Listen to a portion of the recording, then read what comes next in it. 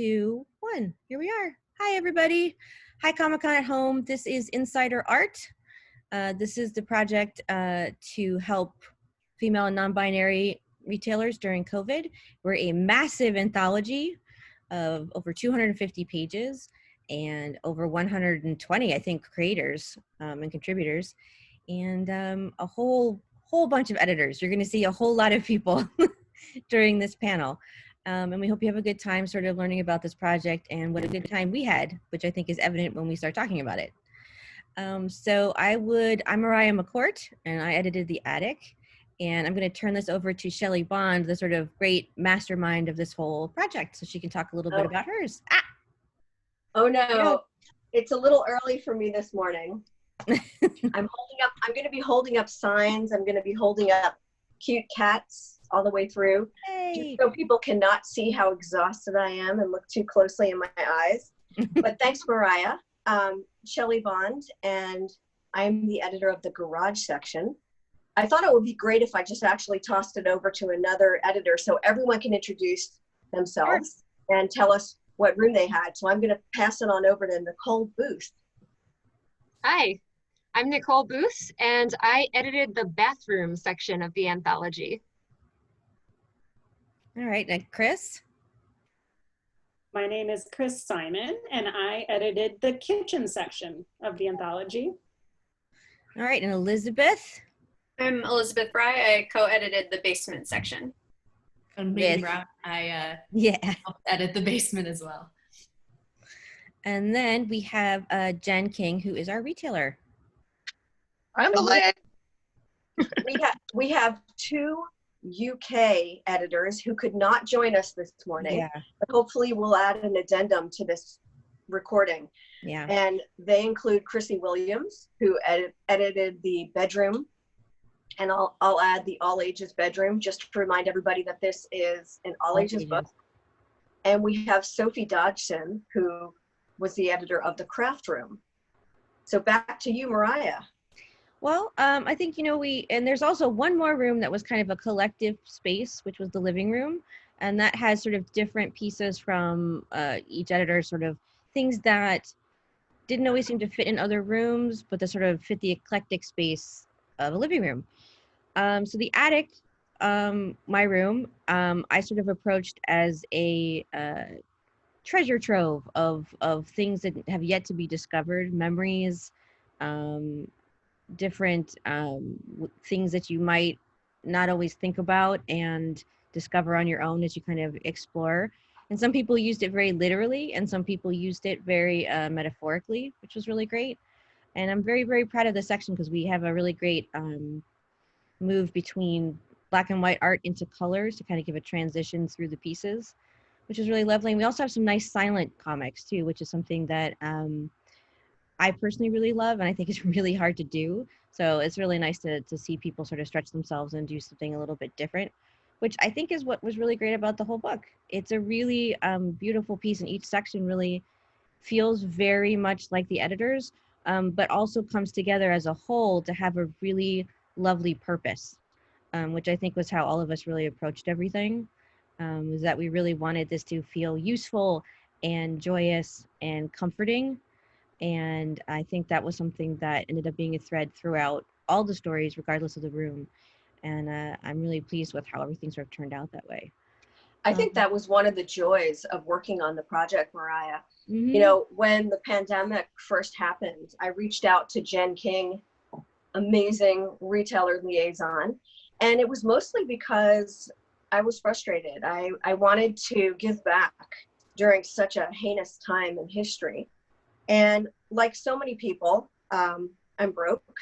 And I thought, how can I help the greater good? How can we actually look after female and non-binary comic book retailers? Because let's face it, all businesses were losing money, especially small businesses. And comics are first and foremost in my heart. So I reached out to Jen and I said, Jen, let's do something. Let's put our heads together. And we came up with this incredible idea. And I just wanted to take a moment and thank every single person, from every editor that's here and every editor that couldn't make it to this chat, and also the over 142 creatives who generously donated their time and mad skills so that we could actually give back, and we could also channel our own anxiety and do something positive. So the fact that we were able to do an anthology of this massive size, that's just a feat in any age, at any time. But in under 3 months, during a global pandemic, I think we all deserve 5 stars and trophies, because that is quite a feat. And we could only do it because we were working together. And I think Insider Art celebrates the beauty of comics as an art form and what we can all do when we just put our heads together and work for the greater good, work for one cause. So this is my way to say thanks again to everybody. And for people who are just joining us, I've been holding up this sign because I want to make sure that everybody knows how to find us.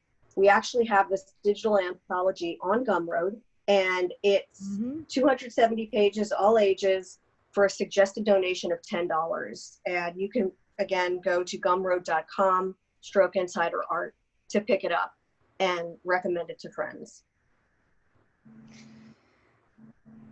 Yeah. Mariah, why don't we take it back to you and just tell us about a few of the creators in your section, and then we can actually pass the baton to Megan. Yeah.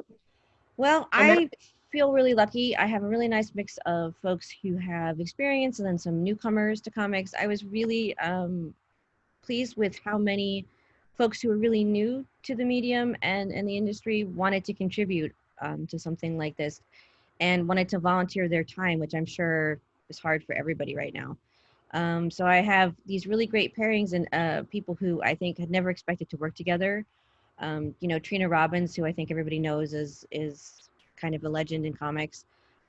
She was paired up with Devaki Naogi, who has done some work, but not as much as some other people. And they tell this really wonderful story about a mother and daughter. And if I could just interject, Mariah, one amazing thing that you just touched on, Devaki is from India. Yes, she is. And this book brought together people from across the globe. Yeah, so. It wasn't just like American artists or British artists. It was people from all over who just wanted to do something, I think, that felt good. And that was sort of the thing that came up the most with the creators that I talked to, was that it was a relief to be able to use their skills and time towards something that would have an obvious benefit. People feel very helpless for a lot of really good reasons, and being able to use your creativity and skills to do something good, I think, gave a lot of people something to work towards that felt a little more meaningful, which is something I'm very, very glad about for the project. Let's see, I've got a bunch of teams. There is Karina Beco, who works actually at the Natural History Museum here in LA. She's a paleontologist, and I've gotten to see her working on actual real fossils, which is pretty cool. And she did a really great little family-oriented story with Tintin Pantoa. And it's a very sweet, playful, magical story about discovering things in the attic. There's a great silent comic by Robin Firth and Molly Paquin that's just a really sweet, dreamy kind of piece. Lila Sturgis and Leah Seidman did a really great metaphorical attic kind of piece about memory called Pentimento, which, if you're not familiar with it, is an art piece where you can see the underlayers of a different painting and things coming up, and the piece really does mirror that artistically and in the writing. Let's see, we have Miriam Bloom, who is brand new to comics and did a wonderful piece about imagination. I'm forgetting people I know. Jocelyn Gajwe did a piece very much about teen angst, and another new artist, Amanda Julina Gonzalez, who did, like, I think, some of my favorite teenager grumpy faces that I've ever seen. Yeah, there's just this wonderful liveliness to all of the faces and stuff that's just fantastic. And then a friend of mine, Lee Dragoon, did a little piece about finding your escape in the attic and what it can be, when you need to get away. And there's just a lot of really lovely, heartfelt thoughtfulness about each story. And possibly my favorite, just because of what it ends up being, is my friend Jennifer de Guzman And Andrea Shockling did a great piece about two kids being afraid of what might be in their attic and then finding the real thing to be afraid of, which I will not spoil because I personally find it hilarious. That was a really fun story. And it was what I loved about it was that it was a story about cousins, and it brought the family element in.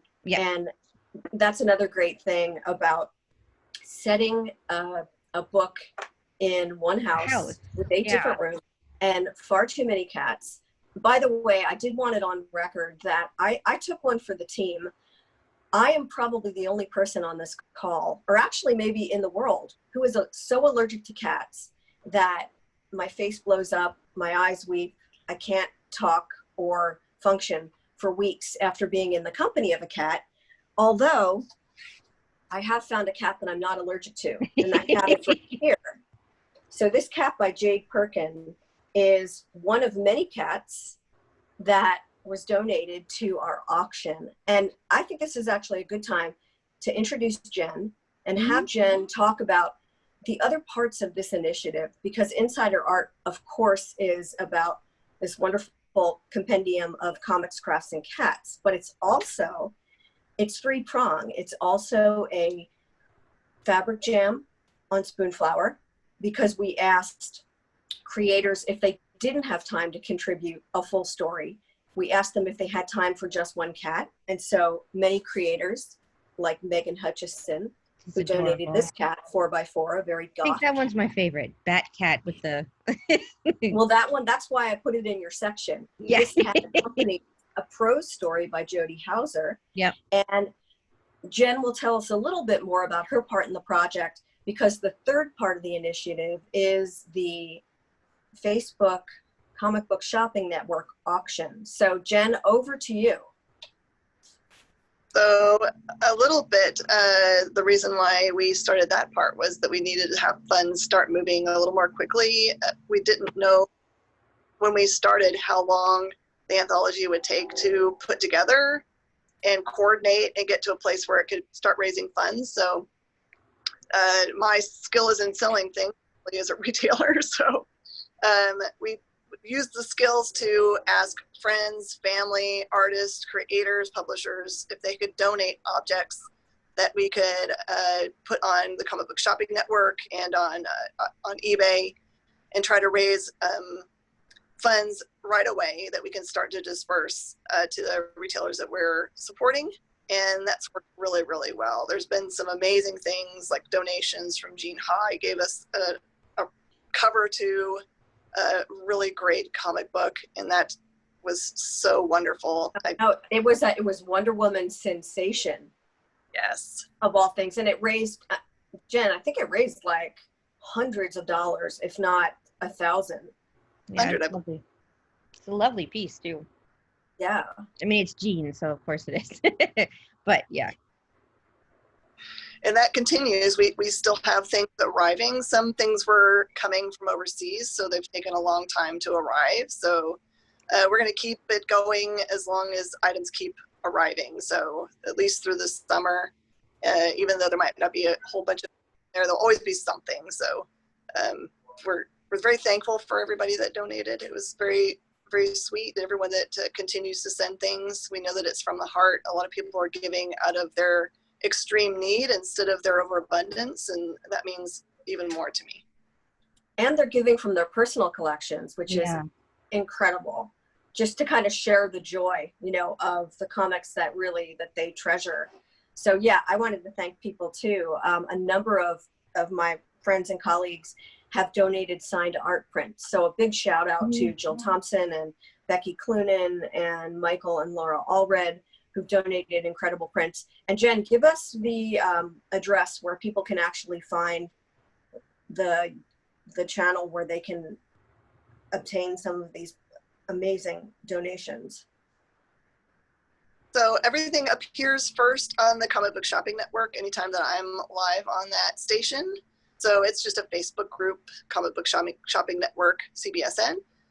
And then they go right away to the store's eBay page, since I didn't want to start a new eBay just for the fund, which would be more complex and it would be harder for people to find, honestly. So Space Cadets Collection is the name of the eBay store. You can just go to spacecadetscollection.com and click the eBay link and use the words Insider Art Charity Fund, and it'll get you right to the items that are part of that. Those 4 words will get you there. There we go. Hey, I came up with this great idea on the sly. Actually, okay, I lied. I thought about this for like 9 months.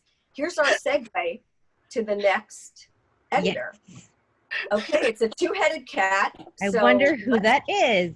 Let's go right to Megan Brown, one of the co-editors of the basement section. Megan, tell us a little bit about the basement. Yeah, so Elizabeth and I picked the basement. I think we were both drawn because we like spooky stuff, but Elizabeth has also had a basement before. I've never had a basement, so. And yeah, we had a really great time, like kind of pulling it together and making it sort of something that looks really spooky as you enter it, but as you start to spend more time in the basement, you realize it's not as scary as you might think. And then you kind of walk back up and everything is normal again. So yeah, it was really fun to put together. And it looks like you brought in a lot of your favorite freelancers from your day job. Yeah, we were really blessed to be able to work with a lot of amazing creators on the daily. So we reached out to them. So we have people like Sam Maggs and Sweeney Boo who work on Marvel Action, Captain Marvel, who came in to do a really great 3-page story about playing, a role-playing game in the basement and what that entails when you have a lot of friends being silly. Yeah, Elizabeth, what would you add? I think that was the real fun of this for us. Like, we certainly got to work with some people that we've been trying to work with that we hadn't gotten figured out where to put them at IDW yet. Like, Joanne Starrer wrote a really amazing story about a couple trying to, have a little bit of time together and having a dog get in the way. And that was a favorite of mine, I must say. That was adorable.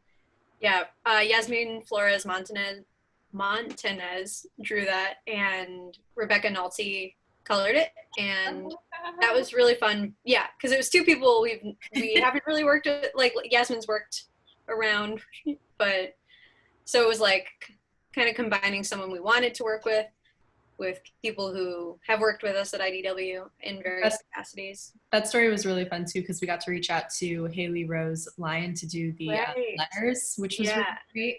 I hope I said her last name right. I'm sorry if I didn't. Yeah, that was kind of amazing for me because I think it's kind of hard to find women in some aspects of comics, and I think lettering in particular is a place where women are maybe a little underrepresented. So it was really awesome to get to work with a really talented female letterer on that. Another team that we work with, the first thing that Megan and I ever edited together was the Glow series for IDW, and it's kind of our baby still, even though it's done now. Can I just say, as someone who's edited comics for 30 years, for you guys to be able to say that your first co-editing project was great. It's like massive.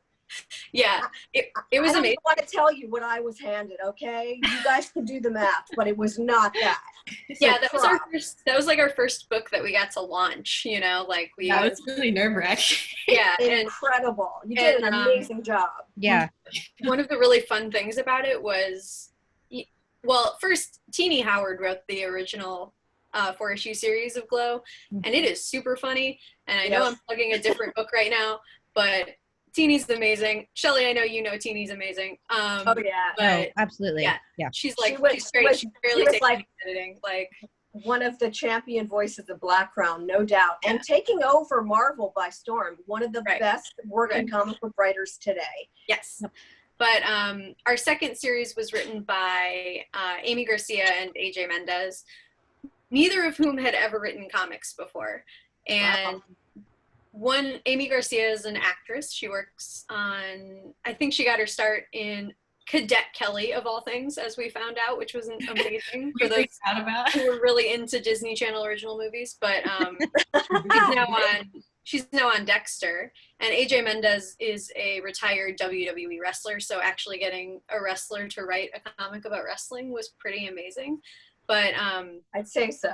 That's impressive. Yeah, so they're amazing, and the fact that they were both very busy women with like lots of stuff going on were willing to give us some of their time to put a little story together. And Jen St. Ange drew it, so she also worked on Glow, so it was like our tiny Glow reunion.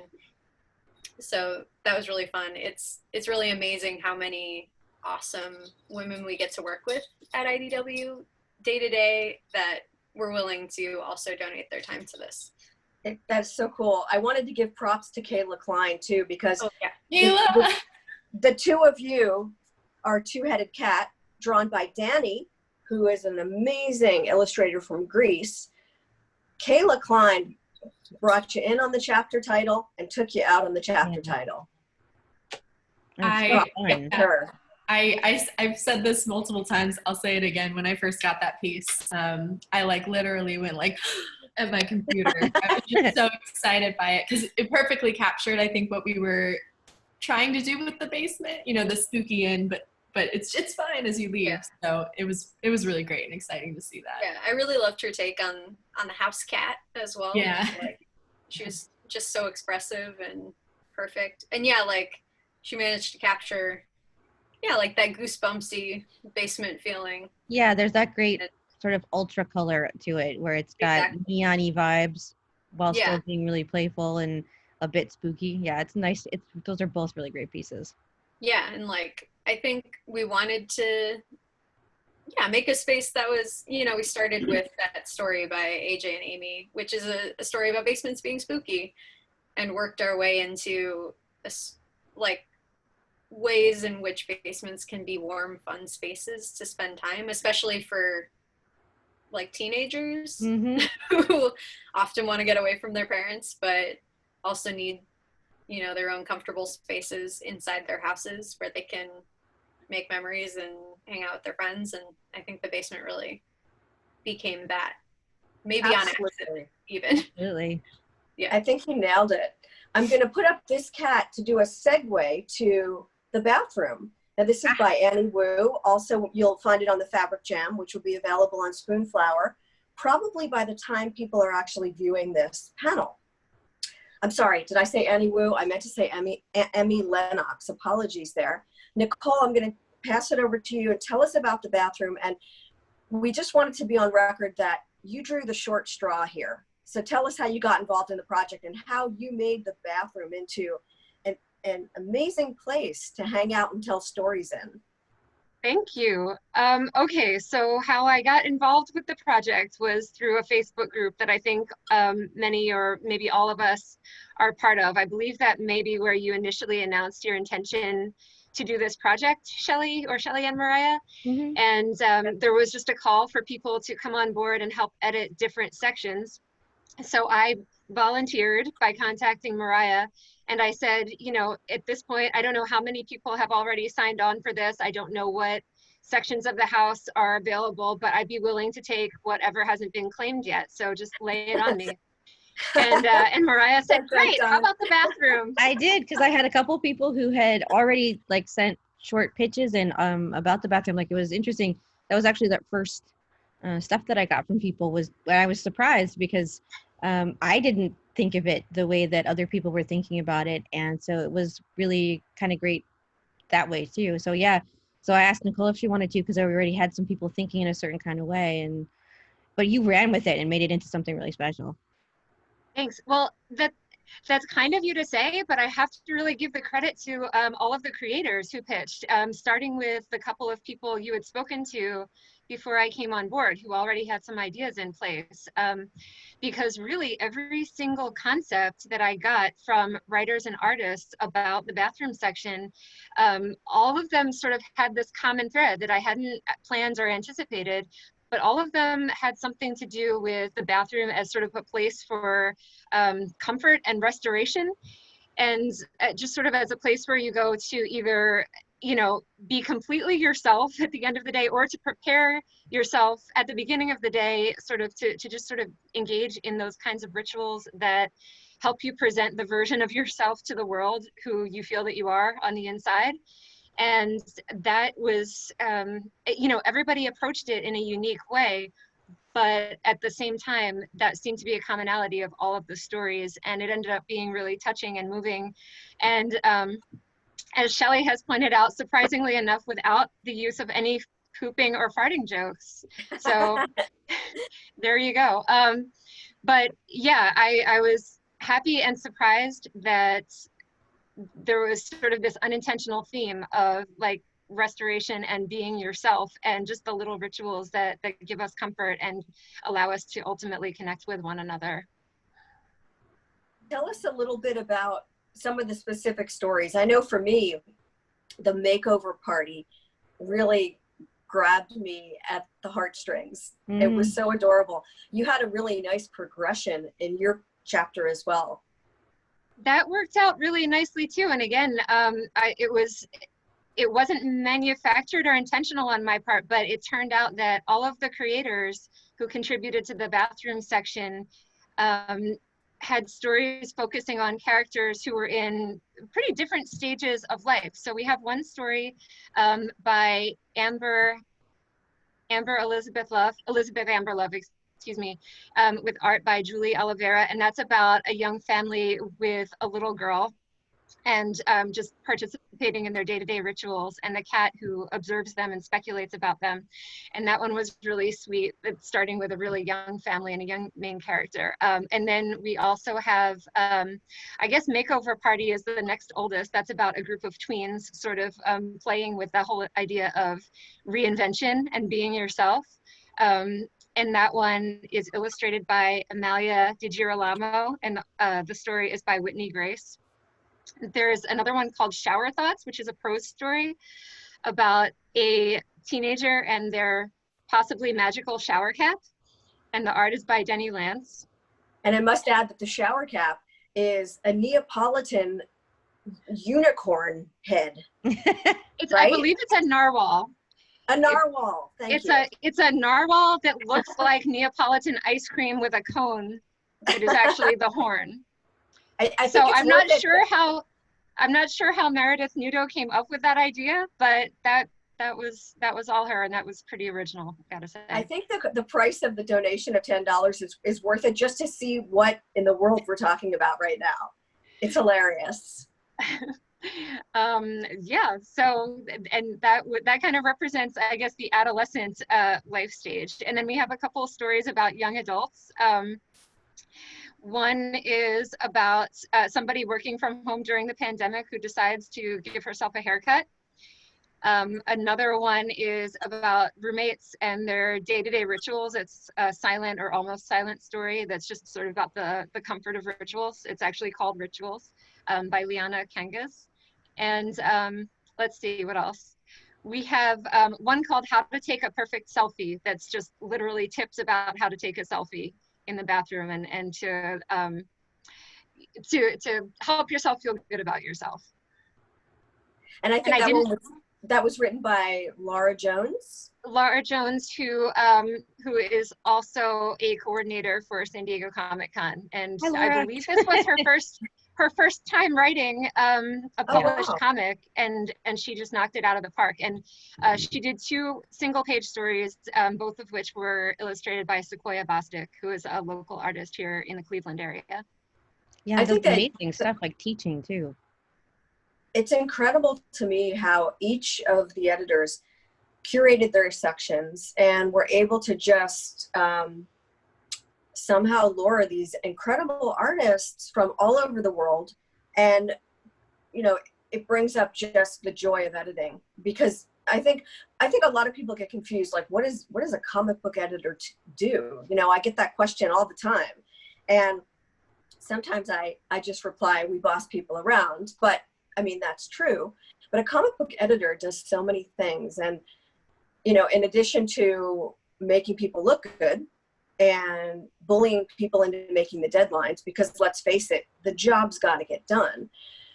But a comic book editor wears many hats. And I used to always say that when you don't know how to do well, you have to fake, because you're part psychiatrist, you're part art director, you're part copywriter, you're part designer. You are so many things to so many people, but ultimately you hold people accountable for their commitments. And it's the greatest job. I used to say this, it's the greatest job that nobody knows about, but like, thank God, most people are starting to know about it. And this book is a testament and a salute to editing, as well as a salute to the love of comics. Anybody want to chime in there? That's an open invitation. Well, On editing. well, we've worked together, we worked together at Vertigo, and it's been a long time. I can't believe now, like, how many years it's been editing comics, but there's nothing really like the collaborative experience of doing these kinds of projects, whether it's, large graphic novels or anthologies, this kind of thing. But I think what's really nice about a project like this is because you do get different editorial perspectives in each room. The way that it's done, it doesn't end up feeling like a static piece. It's very lively and very sort of unique each Urgent. time. Yeah, and I think that's the nice thing too, is that you get to each team and things collaborating, but also the editors get to run things by each other and see how each section kind of fits together too, which was really one of those things still that I really find so cool about the book, is how everything's individual, but there are certain themes and threads that keep coming up throughout the whole book, throughout each section. And I think that was like the joy of working on it.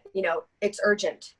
And it was put together in under 3 months because it needed to be. Mm-hmm. And I hope that people can feel that energy and that fervor, and also that relief, because I find that, like, anthologies that don't have a conceit or that don't have a through line, to me, tend to get a bad rap of mishmash, because sometimes they are. Sometimes people think, oh, let's just throw everything in the kitchen sink into a book. Well, that's not how you edit or curate.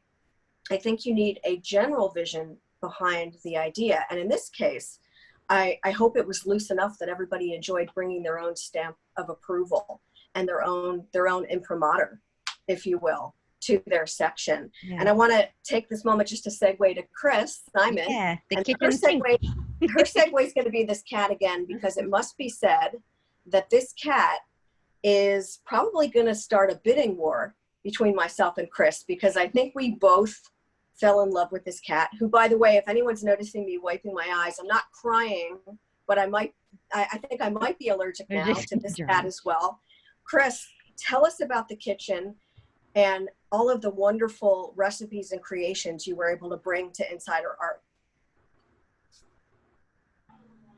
Yeah, so the kitchen was actually, I 100% wanted the kitchen from the get-go. I consider the kitchen a place of, calming, meditative peacefulness. That's what I cook, when I'm stressed out. And I think that almost every creator that I brought in and who volunteered to come in feels the same way.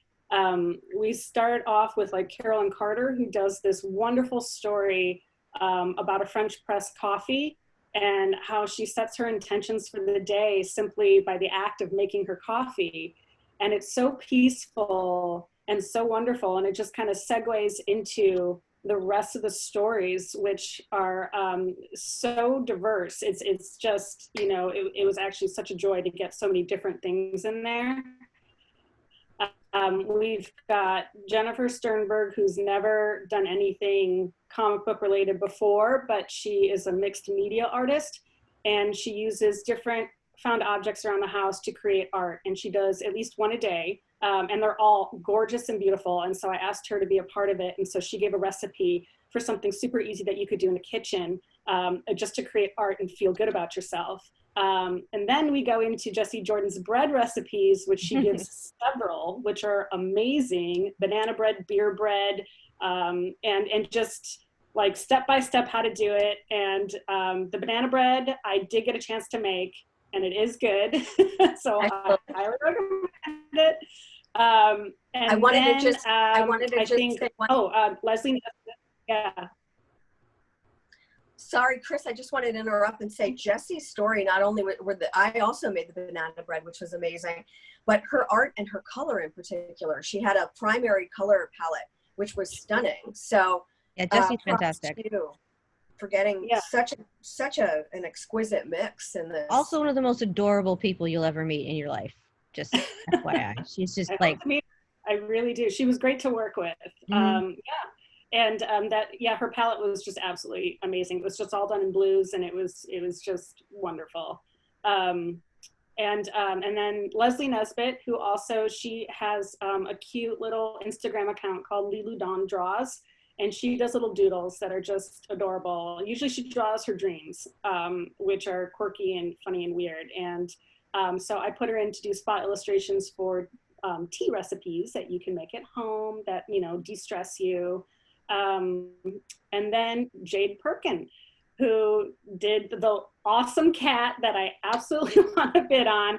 She did Preserving Joy, which was all about canning and saving stuff for months because she missed going to the pubs. And and she actually took a recipe from a friend of mine who did pickled pickles and sell them. And she took a Bloody Buddies recipe that she used inside her story, which was about pickling vegetables to use in your Bloody Marys. And so that was kind of a cool collaboration when I brought them together. I thought that was pretty neat. And then we have, I think, Takayo Akiyama, who did some Asian recipes. She did some egg noodles and some banh mi. And with these cute little characters that she does, I think they're Awesome and Possum because she's part of a band. And so it's got this cute little interaction between the two as they talk about when they're gonna make music and when they're gonna get to eat and stuff like that. It's super adorable. And then, yeah, it's charming.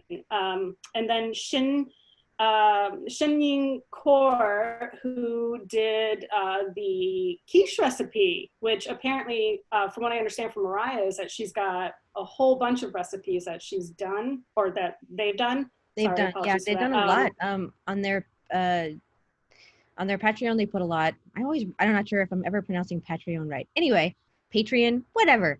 But also during all of this, a lot of stress recipes and things, and they really they're just so charming, but also very thoughtful, I think. And the recipe is good, by the way. That does not surprise me. Yeah, the recipe. Yeah, the quiche is good. I highly recommend it. I have had a chance to make the quiche because it was a super simple recipe, and I was always very intimidated by quiches, and so I decided to try this one because it looked so easy, and it was great. It was just perfect. So it must be said, Chris, you donated quite a few of your own personal talents. You wrote the Calm Brews, the tea story that you talked about. Yes. But you also included a secret recipe that was in your family for many, many years. I did. It is the apple cider pie, which was created. I don't think it exists anywhere else. So you're getting a top secret recipe that was created in my family, and it is very sought after. I make it for a lot of friends, and everyone loves it. It's just a regular apple pie, but I use an apple cider mixture inside of it, and it just kind of adds a certain something. So you all can make it at home.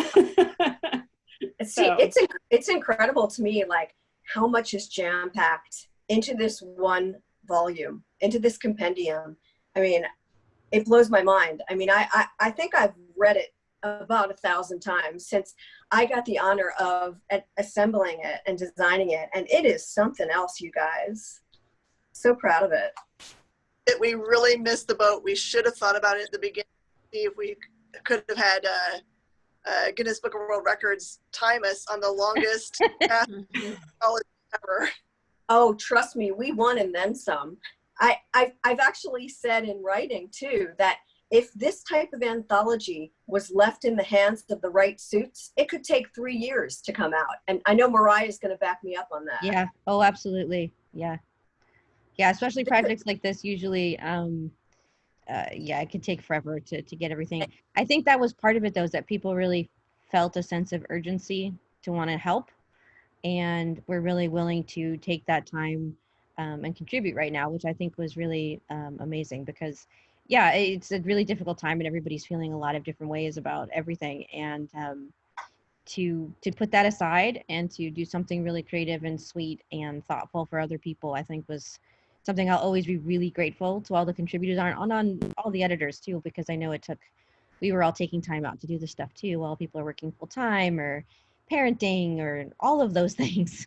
Absolutely. So, yeah. And I think, Mariah, one of the things that was interesting in the book, we had a living room, which we called Editors United, because, you know, some of us would receive stories that didn't quite fit into our sections, but that we knew we wanted to put in the book. And so the living room gave us a chance to kind of have a catch-all. Mm-hmm.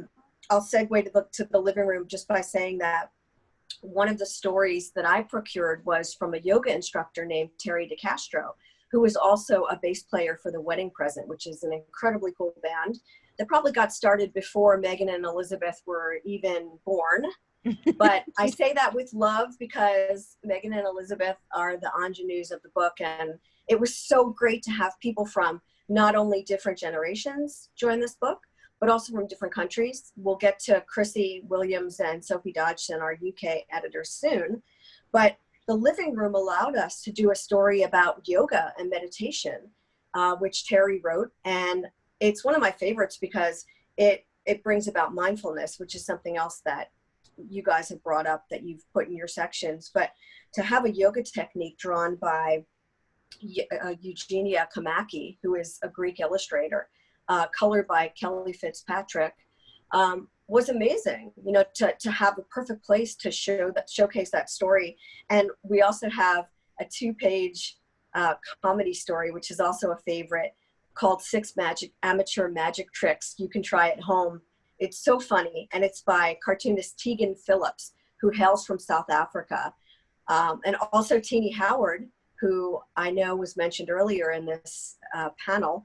She contributed a story about how to play with your inside cats. Yeah. Which is adorable. It's illustrated by Sarah Stern. And the other nice thing about the living room is that we were able to put some prose stories in, as well as do sort of a recap, an editor's section where we all took a Zoom photo, and I put words in everyone's mouths that I swear they supplied to me. Yep. Because if I was actually putting words in your mouths, you'd all be espousing how much you love Joe Strummer of The Clash, which could be one of the reasons why I started this project in the first place, but I will not admit that in a court of law. Well, I think that actually brings us, Shelley, to the garage. Okay. Yeah. If you want that to be a segue to the garage. I think so, yeah. I'll go with that.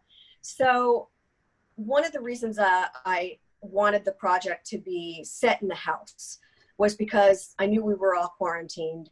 And I also thought it would be cool to have a book that could serve dual purposes. Of course, it's meant to be enjoyed now while we slowly work our way out into the outside world as some of these restrictions have been lifted. But, you know, a lot of big cities, you know, I live in LA, and our city is still kind of a bit chaotic. So this book is to be enjoyed inside for people. It's also to be cherished on sick days. You know, I remember when I was a kid, if I had to stay home sick, I'd be so bored. So to have a book of this nature, to be able to, like, you know, ask your mom if you can, like, work on a couple of crafts while you're homesick, or to take to sleepaway camp.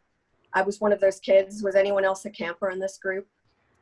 Local camps. I didn't do any sleepaways, but I did do like local, you know, kid camp kind of stuff. So this is the kind of thing. I was sent off to overnight camp when I was 8 years old. I will never forget those moments, because in 1974, when I was at my first overnight camp, I was the youngest kid at the camp, and my parents sent me away for the summer. I loved it. I wanted to go. They were not evil people. But 1974 was the year that I discovered David Bowie on the radio. So I'll always acquaint camp with love and with music. And this book is something that I hope next year, when kids go to overnight camp, we'll have a print version. They can take this book and they can enjoy it all summer. So I took the garage because it was the only section that I really wanted to curate, because I'm obsessed with garage bands. I know that isn't shocking to anyone now in this group, or maybe shocking to anyone who's ever heard of me, but music and comics are what I'm about, and I love them equally. And I just wanted to have a place in this book where I could not only celebrate the joy of music, but I could have a little bit of a ruckus and cacophony and do some stories that were a little bit crazy, because I think music is a great place to just sort of like get out your stress, you know. And I've always wanted to play guitar. I've not mastered it yet. 3 times has not been the charm. But my garage section starts off with this amazing title header, which is behind me, by Abby James. Now, Abby is someone who is new to me. I actually went to an arts festival out here in California and discovered her work at this show. And she did this amazing comic called Daddy Lizards. And I knew I wanted to work with her. So I reached out to her on a whim, and it was a little odd to reach out to someone just first time and to offer them a job that wasn't paid. But she was so cool, and she understood that what we were trying to do was just kind of come together and celebrate comics and raise money for female and non-binary retailers. So she instantly agreed to join, and she did this incredible story within my section called Ring Pop Jungle Thief. And so that was just one of the many stories.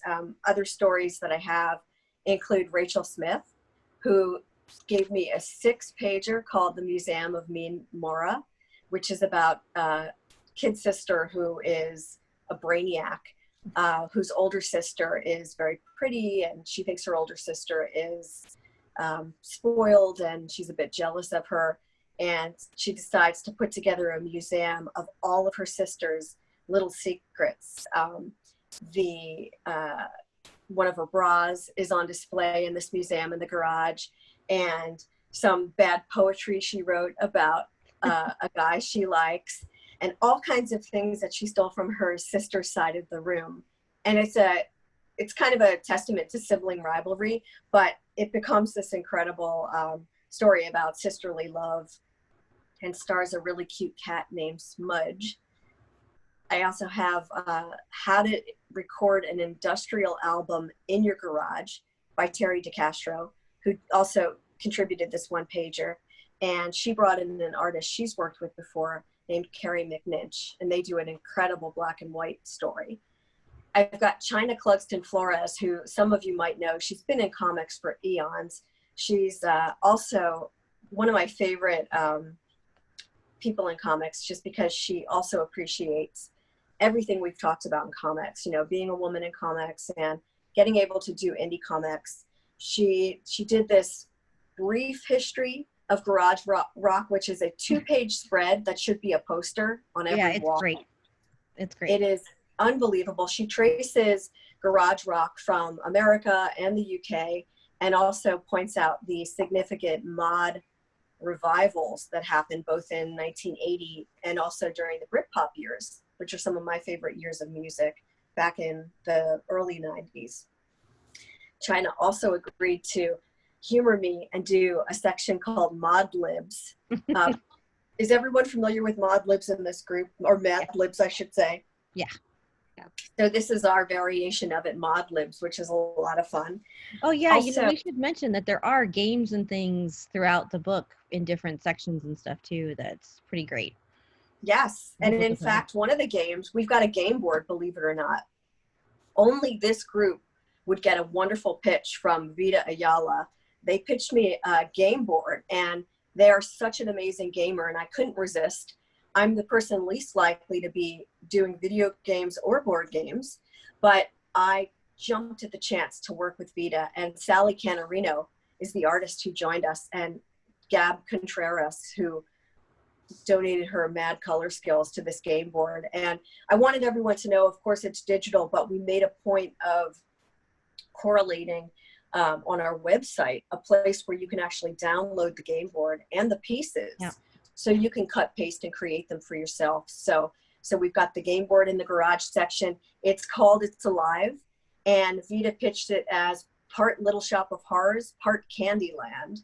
So you'll definitely want to check that out. I've got a prose story by Cecil Castelluccio, who is a comic book writer who's currently writing Batgirl, and she wrote the Plain Janes for the Minx line many, many years ago. The artist who contributes to that book is a phenomenal painter named Margot Sautal. She's French. She not only did the illustrations for the prose story, but she also provided this beautiful cat house illustration, which we used both in the front in the introduction and at the end, where we listed all of our creators. And I've got a story by Cindy Whitehead, who has become a great comics writer over the past few years, but she might be known to you as a skateboarding champion, because in the 70s, she was the most badass social disruptor of the skateboarding scene, and she's a Hall of Fame recipient. She brought in a skateboarder named Lola the Illustrator. They did a 3-page story called Skate or Die, How to Trick Your Parents, where they're going to teach you how to build something in your garage and trick your parents. Now, I know you won't believe this, but Lola is 11. She's not only a tremendous comic book illustrator, but she's part of the Bushwick Collective, which is a pretty prestigious New York arts group that does murals and paintings and all kinds of stuff over the New York City area. And I have 2 other pieces I want to tell you about, and then I'll let someone else talk. Kat Sims is a British creator that reached out to me. She does a 3-page story on cli-fi, which I think is a really important genre category, if I can be pretentious for a moment, but it's so important. And it is a story about a dream she had, and it's called Premonition, and it's about sort of what happens to all of those objects. Some could say useless, some could say meaningful, but these crazy plastic weird objects that you've got stored in your garage, what happens when they all sort of like get stuck together? And it's just this crazy, amazing limited palette story that I think people are going to love.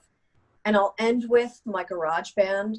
I reached out to Mags Visaggio because she and I have this great love for Oasis and another British band. And she pitched me this incredible story about gender and identity. And she brought in an artist who I think is going to take over comics in a very short period of time. Her name is Persephone Cavallines. And that's the story that brings all the guts and all the fury and all the drama and all the urgency of music into my garage section, which was just an absolute joy to assemble. Yeah, I think that's, I think that was the other thing too, is getting to see things come together too. Like when we're all working separately on our sections, and then we got to see everything as it started coming together.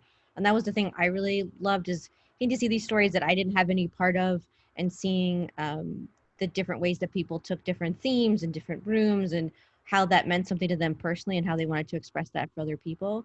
So the 2 editors that are not here are Brit editors.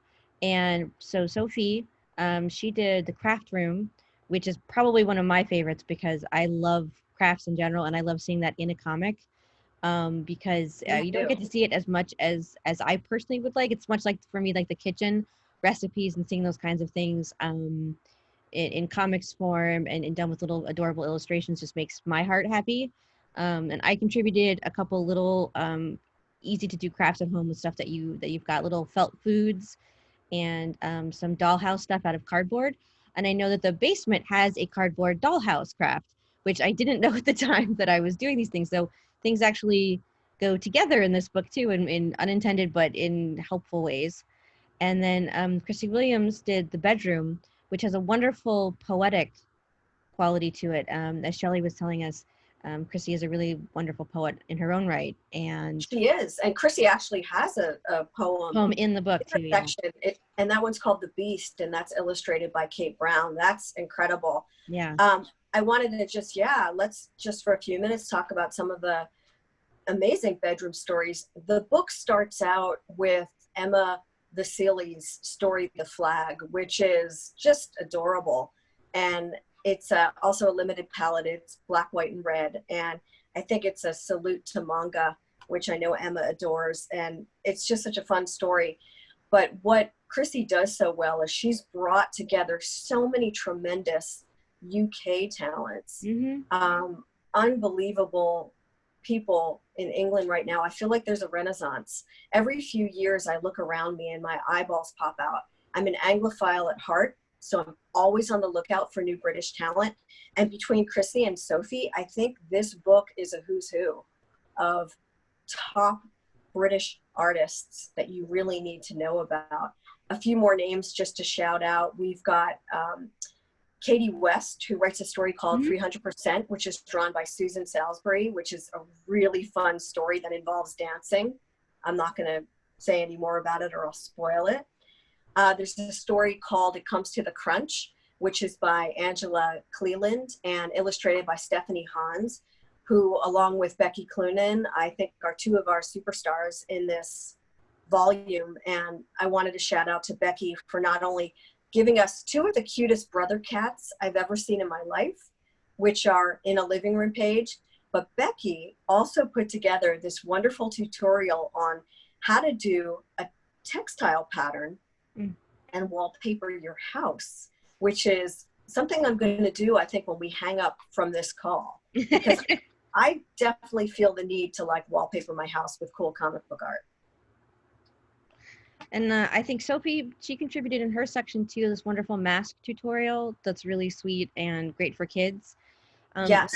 I think, you know, one of the things I really want to make sure people know who are watching is that we really did keep in mind this is all ages, and for families and for people to be able to share this with their kids, so that there's a lot of different things you can read to them or read together. There's a lot of stuff you can make.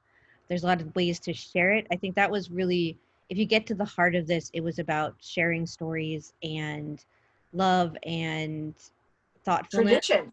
Yeah. Yes. And fun. And family traditions. Yeah. There's so much of that throughout. There's so many different ways people's families come together in the different sections and stories too, which is something I really loved.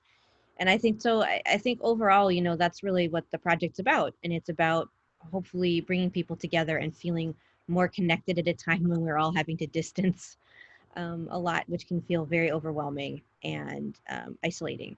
So I think that that's really what Insider Art is about, was sort of people welcome each other into their own stories and then sharing them with everybody else and feeling hopefully a deeper sense of connection through comics and crafts and cats and stories. Yes. and things. I mean, that's what I always love. So here we have a kitty. This is the Annie Wu cat. Yeah. And again, I just want to say we have a fabric jam of 32 cats. There'll be 3 montages to choose from on Spoonflower, hopefully up and available at this time. By the time this comes out, yeah. And all donations will go to the Insider Art Female and Non-Binary Comic Book Retailer Fund.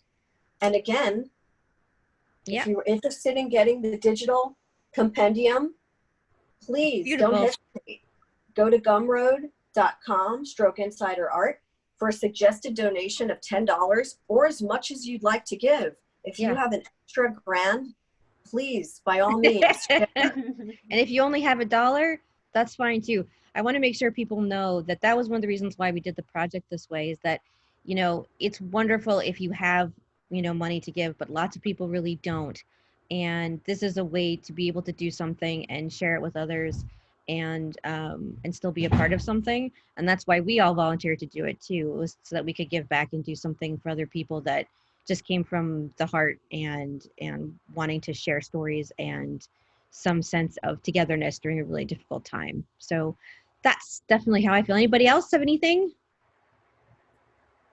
Anything else to add? Jen, why don't you run the auction info again, so that people can find out more about the auction? So just again, the easiest way to find the auction probably is to either go to just eBay in general and look up the words Insider Art Charity Fund or a lot. It'll give you all of ours as opposed to trying to go and find a link anywhere. It's just the easiest to use those 4 words, and because there's nobody else listing things under those names. So yay! And if anybody wants to learn how to make a little teddy bear like this, check out my craft page. Shameless self-promotion, but I'm addicted to sewing as well. And Sophie let me put a page in her section, which was a blast to do. And thank you, Mariah, for being the moderator on this panel. And thank you to all the editors. Thank you, everybody. This was really great. All right, thank you, Comic-Con at home, folks. And we're going to finish out on that note. Thank you, everybody.